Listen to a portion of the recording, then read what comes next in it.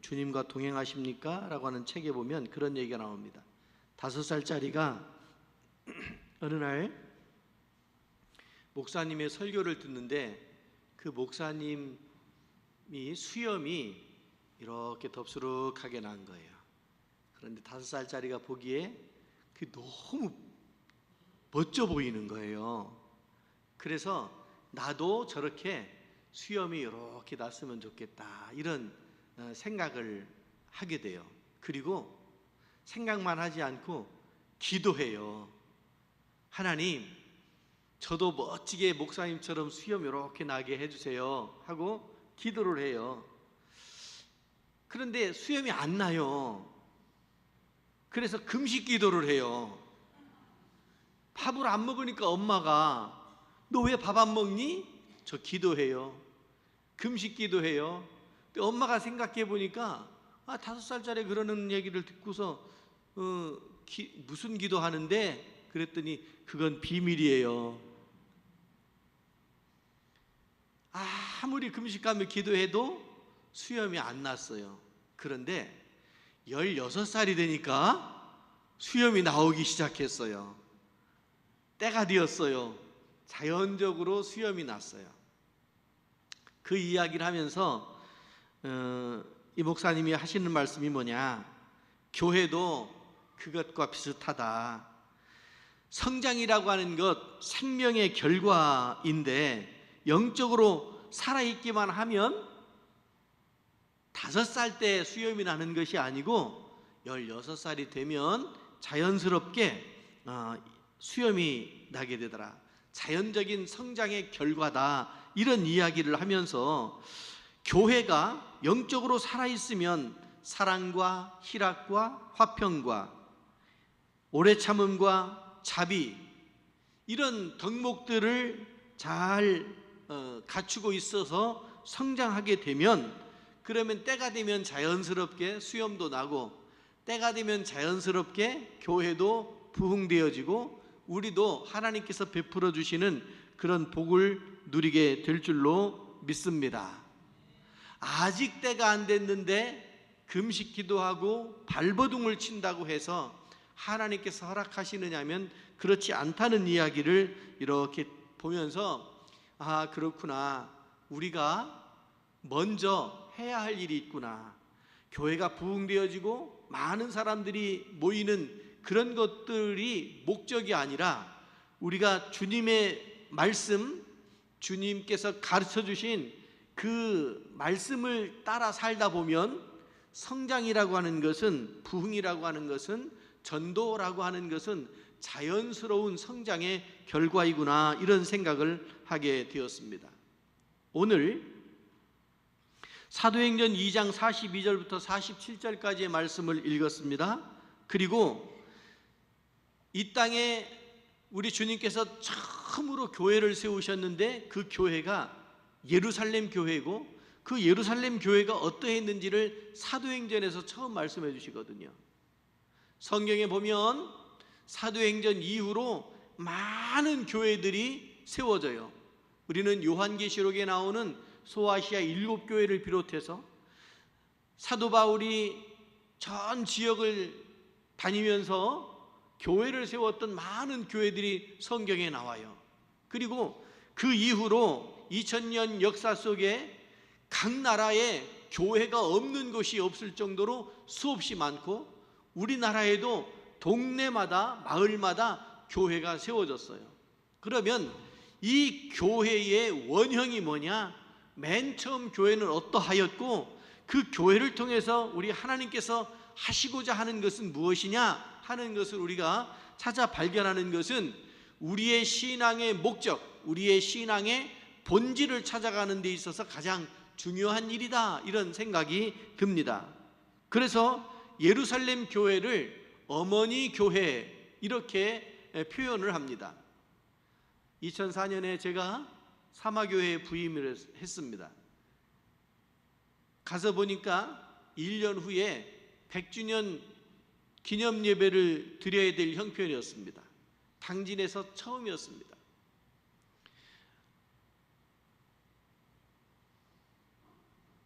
그런데 교인들이 한결같이 자긍심을 가지고 있는 것이 우리 교회는 어머니 교회예요, 이런 얘기를 하더라고요.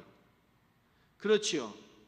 직접적으로 간접적으로 거기에 교회가 세워지고 주변에 복음을 전하면서 많은 교회들이, 적어도 당진의 이쪽 서쪽 지역에 있는 교회들은 그 영향권 아래에 놓여 있는 거예요.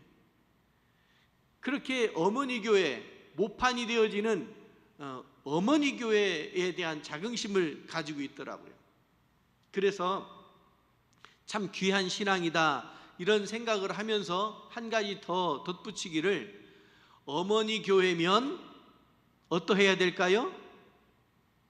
어머니다워야 된다 하는 그런 생각을 하고, 어머니 교회로서의, 어머니로서의 어떤 그런 역할들, 갖춰야 될 것들을 차근차근 하나씩 하나씩, 여러분 하루아침에 되는 거 아니지 않겠습니까? 차근차근 만들어 갑시다. 그렇게 해서 성숙한 그런 교회로 세워갔던 그런 기억이 있습니다. 우리 지역에 어머니 교회가 있으면 우리 오늘날의 수없이 많은 교회들의 원형이 되는 어머니 교회, 그것이 바로 예루살렘 교회인데, 이 예루살렘 교회에는 몇 가지, 대략 한 7가지 오늘 본문의 말씀을 보면 특징을 가지고 있습니다. 그것이 뭐냐? 가르침을 받았고, 사도들의 가르침을 받았고, 교제하고 떡을 떼고, 기도하고 찬양하고, 봉사하고 전도하는 그런 일들을 감당했던 예루살렘 교회를 우리가 확인할 수가 있습니다. 그래서 오늘 짧은 시간이지만 7가지를 잠깐 요약해서 말씀을 나누면서, 우리 교회도 예루살렘 교회처럼 하나님이 세워주신, 우리 주님께서 핏값으로 세워주신 이 교회가 어떤 일들을 해야 되는가, 우리 성도들은 어떤 일들을 해야 되는가, 어떤 역할들을 감당해야 되는가를 좀 살펴보고 우리가 결심하고 그렇게 하려고 애쓰며, 그러면 하나님의 복을 받는 그런 성도들이 되어야 될 줄로 믿습니다. 첫 번째로 예루살렘 교회는 사도의 가르침을 받는 교회였다 그랬습니다. 저희가 사도의 가르침을 받아. 여러분, 사람이 배우지 않으면 사람 노릇할 수 없다고 그랬습니다. 그래서 우리나라는 교육열이 아주 높잖아요. 배우지 아니하고 뭘 할 수 있습니까? 어깨너머로 배우든, 서당에 앉아서 배우든, 학교에 가서 배우든, 배우지 아니하면 우리가 사람 노릇할 수 없고, 성경의 말씀을 배우지 아니하면, 그 가르침을 따르지 아니하면 진정한 그리스도인이 될 수 없다고 하는 것을 말씀해 주고 계시는 거예요. 사도의 가르침은 내용이 뭐냐? 오늘 2장 36절과 38절에 보면 이런 말씀이 있습니다. 너희가 십자가에 못 박은 이 예수를 하나님이 주와 그리스도가 되게 하셨느니라. 그러므로 회개하여 예수를 믿고 그리스도의 이름으로 세례를 받고 죄사함을 받으라. 그리하면 성령을 선물로 받으리라. 할렐루야. 우리가 배우는 내용이 뭐냐면, 십자가에 못 박힌 예수, 그를 하나님께서 주와 그리스도가 되게 하셨다는 것이고, 그리고 회개하고 예수를 믿고 세례받고 죄사함을 받는 것, 이것이 예수님의 가르침이고 우리가 배워야 할 내용입니다. 여러분 믿습니까? 믿습니까? 무엇을 믿습니까? 누구를 믿습니까? 믿습니까? 하면 아멘 하는데 내용이 있어야 될 거 아닙니까? 무엇을 믿는지에 대한 내용이 있어야 될 거 아닙니까? 그것을 사도행전 2장 36절과 38절에서 명확하게 예수가 우리의 그리스도가 되셨다라고 하는 것, 그리고 그분을 통해서 우리가 죄사함 받고 구원받는다라고 하는 것을 믿는 겁니다. 사도의 가르침이 있는 교회가 좋은 교회이고, 사도의 가르침을 받는 교회가 복된 교회다, 이렇게 말씀을 드릴 수가 있어요. 그래서 저와 여러분들을 십자가에 못 박힌 예수님께서 사랑하셔서 우리를 구원하시기 위해서 지금 이 자리로 부르신 줄로 믿습니다. 두 번째로, 이 예루살렘 교회는 서로 교제하는 그런 교회였다고 그랬습니다.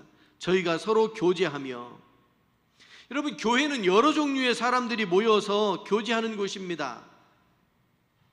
인종에 상관이 없습니다. 학벌도 상관이 없습니다. 서로 이해관계가 얽히지만 이해관계 중심으로 모여서 교제하는 그런 것이 아니고 예수님의 십자가 중심으로 모여 예배드리는 곳이 교회인 줄로 믿습니다. 공단 지역에 가면 외국인 노동자들이 참 많아요. 가끔 그분들이 교회에 와서 예배를 드려요. 그런데 알아들으면서 예배를 드리나 싶은데, 잘 못 알아들어도 예배를 끝까지 경건하게 드리는 사람들을 많이 봤어요. 여러분, 예배는 알아듣는 게 중요하지요. 그리고 내 마음을 하나님 앞에 드리는 것도 중요하지요. 그러나 아직 언어적으로 해결이 덜 되었어도 우리가 마음을 모아서 하나님 앞에 드리는 예배 시간을 갖는다라고 하는 것이 얼마나 중요합니까? 여기에 인종도 학벌도 이해관계도 다 소용이 없고 오직 예수 그리스도 십자가 중심으로 모이게 되면, 그런 영성으로 서로 교제하면, 그러면 우리 교회가 복된 교회가 되는 줄로 믿습니다. 그것 때문에 오순절 마가다락방에 120명이 모여서 기도하였고요, 베드로가 설교할 때 3,000명이나 되는 많은 사람들이 모여서 교제하며 하나님 앞에 더 가까이 나아간 것 아니겠습니까? 교제라고 하는 것은 함께 모이는 겁니다. 성전에 모이기를 힘쓰고 그랬지 않습니까? 성전에 모이기를 힘쓰고. 교제라고 하는 것은 인사를 주고받고 음식을 나누고 물건을 서로 나누어 쓰는 것, 이것을 전체 합쳐서 교제라고 이렇게 말합니다. 만나서 차 마시러 가는 것, 그것을 뛰어넘어서 우리의 마음을 나누는 것이 진정한 교제이다. 우리 교회 성도들은 진정한 교제가 이루어져야 우리 교회가 주님이 원하시는 교회가 될 줄로 믿습니다. 세 번째로요, 예루살렘 교회는 떡을 떼는 교회라고 그랬습니다. 떡을 떼며, 여기 떡을 뗀다는 말은 음식을 나누어 먹는다는 말도 되지만 성찬식을 거행했다고 하는 그런 뜻이 되기도 합니다. 사도행전 20장 7절을 보면 안식 후 첫날에 우리가 떡을 떼려 하여 함께 모였다 그랬습니다. 안식 후 첫날은 오늘날로 말하면 주일을 의미하는 겁니다. 주일. 이 주일에 모여서 서로 떡을 떼었다, 이렇게 떡을 떼려고 모였다, 이렇게 기록하고 있습니다. 떡을 떼는 일이 자주 있는 교회가 좋은 교회예요. 그래서 주님의 몸과 주님의 피, 이것을 나누는 것은 성찬식이라고 하고, 우리가 주일마다 점심에 식사하는 것은 애찬이라고 제가 이렇게 말씀드렸잖아요. 애찬. 사랑의 교제가 이루어지는 곳이 애찬입니다. 거기에 음식을 평가하는 게 아니고, 음식을 비교하는 것이 아니고 서로 마음을 나누는 것이 애찬인 거예요. 오늘도 애찬을 나누면서 여러분들의 성숙한 교제가 이루어질 수 있기를 주님의 이름으로 축원합니다. 떡을 뗀다라고 하는 것은 밥상에 둘러앉는 것을 의미하잖아요. 한 식구가 되었다는 것을 의미하지 않습니까? 여러분, 음식이 상하면 어떤 일이 벌어집니까?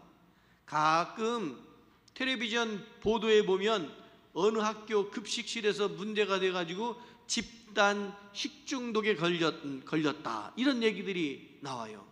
그러면 발칵 뒤집어집니다. 어떻게 이번 여름 잘 보내셨나요? 식중독 걸리지 않고 배탈 나지 않고 잘 보내셨나요? 그것도 은혜이고 복입니다. 여러분, 밥상이라고 하는 것은 식중독에 걸리면 집단으로 올리는 거예요. 그런데 그 밥상은 식중독을 위한 밥상이 아니잖아요. 우리의 건강을, 우리가 마음을 나누기 위한 그런 밥상 공동체가 바로 교회 아니겠습니까? 이 떡을 떼는 교회, 이것이 예루살렘 교회였고, 우리 교회도 마찬가지로 그렇게 떡을 떼며 마음을 나누며 교제하는, 진정한 교제가 이루어지는 그런 교회가 되어야 할 줄로 믿습니다.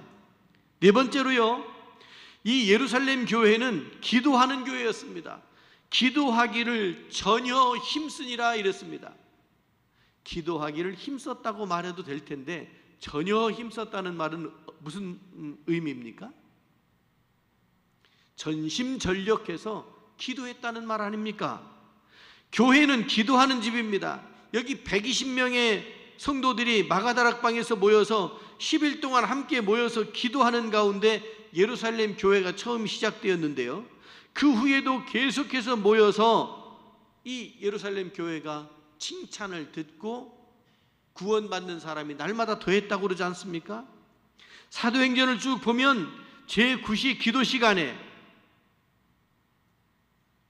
그들이 기도할 때 땅이 진동했다고 그랬고, 베드로는 감옥에 갇혀서 신라와 함께 빌립보 감옥에서 기도했을 때 감옥에 어떤 그 문이 열리는 그런 일들도 경험을 하지 않습니까? 여러분, 우리 교회요, 우리 교회가 잃어버린 것이 있다면, 아니 좀 소홀히 여기는 것이 있다면 찾아내고 회복되어져야 하지 않겠습니까? 그게 뭘까요? 여러 가지가 있겠지만 가장 시급하고 우선적인 것은 기도하는 것이라 생각이 되어집니다. 한국 교회가 맨 처음에 시작되어질 때, 크게 부흥의 역사가 일어났을 때 1903년 평양 부흥운동이나 함경도에서 일어났던 1907년 하디 선교사로부터 시작되었던 그런 부흥운동이 전부 회개하며 하나님 앞에 기도했을 때 그런 부흥운동이 일어났던 것을 우리는 한국 교회 역사를 통해서 배우고 있습니다. 우리 교회도 마찬가지입니다. 교회하는, 기도하는 사람들이 많아야 교회가 바르게 세워지고 든든히 세워지게 될 줄로 믿습니다. 여러분, 기도는 어떤 분들, 특별한 분들, 기도 제목이 있는 분들이 하는 것이 기도인가요? 기도는 우리가 항상 매사에 매일매일 하나님 앞에 엎드려 매달려 기도하는 것이 우리의 기도가 되어야 할 줄로 믿습니다. 여러분, 기도라고 하는 것은 예루살렘 교회를 세우고 예루살렘 교회를 부흥시킨 것이 기도입니다. 그렇다면 오늘날 우리의 심령이 부흥되어지고 우리의 교회가 부흥되어지려면 기도하는 것을 회복해야 될 줄로 믿습니다. 여러분, 기도의 강력한 군사들이 되실 수 있기를 바랍니다. 새벽마다 교회에 나와서 기도하시고, 수요일에도 나와서 예배드리고 기도하고, 중보기도하고, 자기의 문제를 가지고 기도하고, 자녀들을 위해서 기도하고, 하나님의 나라, 하나님의 뜻이 이루어질 수 있도록 기도하는 것이 우리가 해야 할 일인 줄로 믿습니다. 예루살렘 교회가 바로 그렇게 기도했다는 것, 기도했기 때문에 오늘 우리 교회도 처음 교회 원형이 되는 예루살렘 교회처럼 바른 교회가 되려면 기도해야 합니다. 다섯 번째로, 예루살렘 교회는 찬양하는 교회였습니다. 하나님을 찬양하며 하나님을 찬미하며, 찬양한다는 말과 찬미한다는 말이 도대체 무슨 뜻이길래 이렇게 따로따로 썼나 사전을 찾아봤어요. 그랬더니 같은 뜻이더라고요. 아름답고 훌륭한 일을 기리고 드러낸다, 이게 찬양이에요. 찬미는 뭐냐면 아름답고 훌륭한 일을 기리고 칭송한다, 이게 찬미의 뜻이더라고요. 그 말이에요. 그러니까 이쪽 사람은 찬송하고 이쪽 사람은 찬미하고 그런 게 아니잖아요. 우리가 하나님 앞에 하나님의 역사, 하나님의 사랑하심을 기억하고 기념하면서 노래하는 거예요. 그것이 찬송가이고 그것이 찬양단과 함께 우리의 마음을 여는 그런 과정이 되는 거 아니겠습니까? 여러분, 우리가요 기분이 좋으면 휘파람이 자연스럽게 나와요. 기분이 좋으면 흥얼흥얼 노래를 불러요. 그런데 흥얼흥얼 노래를 부를 때, 휘파람을 불 때 무엇을 노래하나요? 세상 노래를 부르나요? 여러분의 입술에서 찬양이 흘러나오실 수 있기를 바랍니다. 집에서 일과를 보내면서, 설거지하면서, 밭에서 어디서든지 찬양하시는 여러분들이 되시길 바랍니다. 제가 이렇게 마을에 가끔씩 다녀요. 밭에서 일하시는 분도 만나고 이렇게 저렇게 만나는데 요즘에는 요만한 라디오가 있어서 라디오에 또 이렇게 노래들도 잘 나와가지고 교회 잘 못 오시는 분이었는데 찬송가를 틀어놓고 일하고 있더라고요. 할렐루야. 그래서 이분은 지금 교회를 못 나와도 믿음이 있구나, 이 생각이 들었어요. 믿음이 더욱더 완성되어지려면 교회에 와서 우리처럼 이렇게 주일날 예배 드리는 것이 꼭 필요하지만, 밭에서도 어디에서도 일상에서 찬송가를 부르며 찬송가를 듣는, 여러분 밭에서 하루 종일 일하려면 얼마나 무료해요. 그러니까 재미있는 노래, 내가 좋아하는 노래, 요즘에는 그런 것들이 이렇게 묶어서 나오는 그런 것들도 있고, 그런데 여러분, 우리가 찬송가를 듣는다라고 하는 것이, 하나님을 찬양하고 찬미한다라고 하는 것이 예루살렘 교회가 처음 그렇게 했고, 그것이 우리가 해야 할 일이다. 여러분, 늘 여러분의 입술에서 기도와 찬송이 끊어지지 않기를 주님의 이름으로 축원합니다. 히브리서 13장 15절에도 보면 항상 찬미의 제사를 하나님께 드리라, 이렇게 말씀하고 있습니다. 찬양하는 일은 귀한 일입니다. 우리 할렐루야 찬양대도, 또 하늘소리 찬양단도 부흥되어지시고 더 많은 찬양을 통해서 하나님께 영광 돌리실 수 있기를 바랍니다. 여섯 번째로 보면 예루살렘 교회는 봉사하는 교회였다고 그랬습니다. 재산과 소유를 팔아 각 사람의 필요를 따라 나눠줬다 그랬습니다. 나눠주기를 잊지 마라. 오직 선을 행함과 나눠주기를 잊지 마라. 여러분, 나눠주는 것이 선을 행하여서 칭찬되는 것과 같은 급으로 말씀하고 있는 것을 히브리서 13장에서 볼 수가 있습니다. 그것을 하나님이 기뻐하신다, 이렇게 말씀하셨습니다.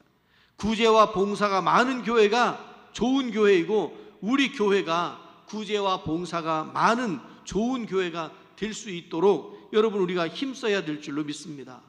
마지막으로 예루살렘 교회는 전도하는 교회였습니다. 온 백성이 칭송을 들으니 주께서 구원받는 사람을 날마다 더하게 하시니라. 할렐루야. 사도행전 8장 4절에도 보면 흩어진 사람들이 두루다니며 복음의 말씀을 전하였다 그랬습니다. 교회의 사명은 복음을 전하는 겁니다. 적어도 예루살렘 교회는 이렇게 7가지의 특징을 가지고 교회가 세워졌다라고 하는 거예요. 오늘날처럼 이렇게 건물을 짓고 조직화되어진, 교리적으로도 탄탄한, 그리고 여러 가지 필요를 채울 수 있는 그런 교회가 아니었음에도 불구하고 처음 예루살렘 교회는 사람들이 모여서 며칠 되지 않아도 하나님께서 원하시는 그런 일들을 7가지 특징을 쭉 하나님께 영광 돌리며 그 일을 수행해 나갔다고 하는 것을 보게 됩니다. 말씀을 좀 마무리하려고 하는데, 7가지 특징, 그 사역, 우리가 그 맥을 이어가야 되지 않겠습니까? 사도의 가르침을 받아 교제하고 떡을 떼고 기도하고 찬송하고 봉사하고 전도하는 그런 교회가 되어야 하는데, 이것이 어떨 때 가능했냐면 오늘 본문으로 읽은 그 앞에 37절에 보면 사람들이 복음을 듣고 베드로의 설교 말씀을 듣고 마음에 찔려서 회개하고 주님 앞에 엎드렸다는 말씀이 나옵니다. 회개하지 않는 죄인은 주님 앞에 결코 설 수 없다는 말이 있지 않습니까? 회개는 죄인을 의인이 되게 만드는 필수 과정입니다. 우리가 먼저 말씀을 듣고 회개하고 주님 앞에 세워져야 돼요. 또 하나 중요한 것이 우리 교회는 균형 잡힌 교회가 되어져야 합니다. 7가지 내용을 쭉 말씀을 나눴습니다마는 이런 것들 중에 어느 것 하나가 이렇게 빠지면 기울어진단 말이에요. 여러분, 건강을 잃은 분들, 연세 많으신 분들, 너무 많이 일해가지고 허리가 굽은 분들도 계세요. 어떤 분은 척추 측만증 때문에 옆으로 기울어진 분들도 계세요. 아닙니다. 여러분, 우리가 신앙적으로 건강해야 되는데 균형 잡힌 건강한 교회가 예루살렘 교회였고, 오늘 우리 교회가 그렇게 건강한 교회가 되어야 한다는 말씀이죠. 그리고 칭찬받고 부흥하는 교회, 영적 균형, 결과적으로 교회의 부흥을 가져오게 되었다라고 하는 것을 말씀해 주고 있습니다. 혹시 여러분 좋은 교회를 찾으시나요? 어떤 사람들은 좋은 교회를 찾아다니는 사람들이 있다고 합니다. 좋은 교회가 어디 있나요? 좋은 교회는 어디 따로 있는 것이 아니고, 좋은 교회는 눈물과 기도로 우리가 함께 가꾸고 만드는 교회가 좋은 교회입니다.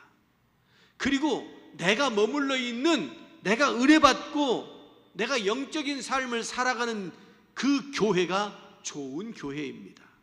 좋은 교회가 어디 따로 있는 것이 아니고 우리 교회가 좋은 교회이고 우리가 함께 만들어 가야 하는 교회가 좋은 교회가 되는 것입니다. 하나님께서 우리에게 은혜를 베푸시고 정말 예루살렘 교회처럼 우리 교회도 좋은 교회가 되어져 나아가게 될 줄로 믿습니다. 기도합니다. 자비하신 하나님 아버지, 은혜를 베푸시니 감사합니다. 저희들이 주님의 뜻을 따라 교회 생활하는데 예루살렘 교회처럼 우리 교회가 균형 잡힌 교회가 되게 하시고, 말씀이 선포되어지면 그 말씀을 깨달아 회개하고 주님 앞에 엎드리고 죄에 사함받는 그런 성도, 그런 교회가 되게 하여 주옵소서. 그리고 칭찬 듣고 그리하여 나아가 복음을 전하고 구원받는 사람이 날마다 더하는 복되고도 귀한 교회가 되게 하옵소서. 그 일을 저희가 거룩하게 경건하게 감당케 하옵소서. 예수 그리스도 이름으로 기도드리옵나이다. 아멘.